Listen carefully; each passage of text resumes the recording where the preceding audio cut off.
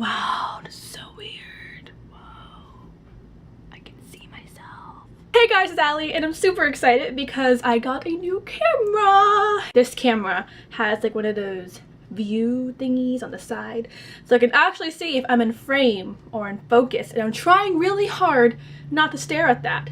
So, yes. Today I thought I'd show you my top 5 books that inspired me to read. Reading has always been a really big part of my life, even when I was a baby, all the way to now. I learned to love reading at a very young age. So yeah, let's get started. I'm going to start like all the way back from when little baby Allie was maybe 1 or 2, and that is The Very Hungry Caterpillar by Eric Carle. It's not just this book in particular, it's mostly the author Eric Carle. I have a huge collection of his books. It's on the other side of the shelf, and I'll insert clip here.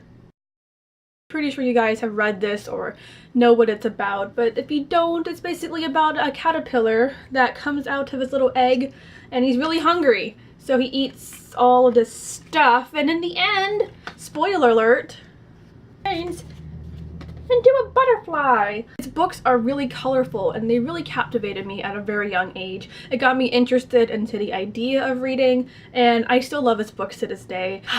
They have a very special place in my heart. The second book I'm going to show you is The Giving Tree by Shel Silverstein. And this is, well, hello. This was the first book that made me feel emotions, like it made me feel sad or happy. I think that's a huge aspect of reading a book, when you feel or connect with characters. This book warmed my heart, it made me sad, it made me feel all of the emotions. The thing about this is that it's so simplistic but so beautiful and touching at the same time, and I think anybody at any age could enjoy this book. It's about this little tree, no, that's not the tree.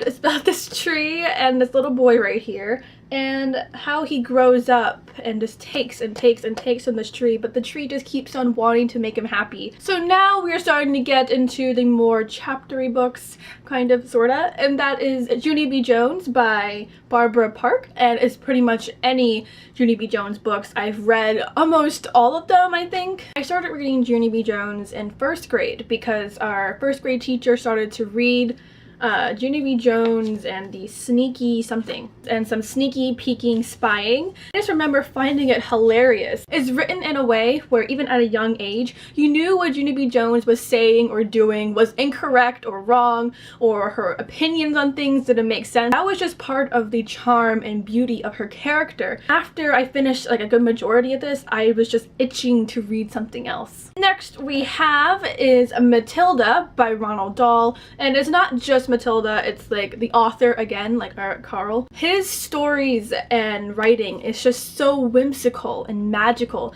and you just sit there and you read it and you just want to be part of this world. Or every one of his stories are so unique and they're written so that anybody could enjoy them. My favorite one is Matilda. It's about this really smart girl who loves to read, but she's not exactly growing up in the best atmosphere, and one day she figures out that she can like control things, and that's pretty darn awesome if I do say so myself. The last book I'm going to show you should come as no surprise, and that is Mr. Harry Potter, and again it's the whole series. This is just the first book, but I do believe that it was the first book that made me dive right into this whole world. I think I read this when I was in 3rd or 4th grade. Me and my mom read it together, and I was reading this and I was so mystified and so enchanted by this world and the characters, and I couldn't get enough of it. After I finished this first book, I found this new grown passion to read. So those were my top 5, but I thought I would just show an honorable mention, and that is Charlotte's Web by E.B. White. E.B. White, yes, her. So that's it for this video. If you like it, please give it a thumbs up. Comment down below. I love to read your comments. Follow me on Twitter at Book Blossoms, and I also have an Instagram page also at Book Blossoms, but I don't go there often, so I probably should. Yeah. I love you guys so much, and I'll see you guys really soon. Have a wonderful day. Look, it's data. my homework, and I have more. Tears.